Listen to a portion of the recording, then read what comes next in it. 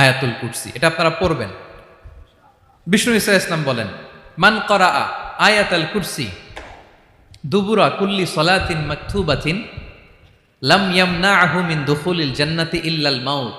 প্রত্যেক ফরজ সালাতের পরে যে ব্যক্তি আয়াতুল কুরসি পড়ে তার জান্নাতে যাওয়ার ক্ষেত্রে আর কোনো বাধা থাকে না, একটা জিনিস ছাড়া, সেটা হচ্ছে মরণ, মৃত্যু। লোকটা মরে না তাই জান্নাতে যায় না, মরলেই জান্নাতি। প্রত্যেক ফরজ সালাতের পরে যদি কেউ আয়াতুল কুরসি পড়ে তার জান্নাতে যাওয়া কেউ ঠেকাতে পারবে না, কোনো বাধা নাই। একটা বাধা আছে, সেটা কি? মরে না। না মরলে জান্নাতে যেতে পারবেন? মরলেই। তাহলে কত ফজিলতপূর্ণ আয়াত বলেন।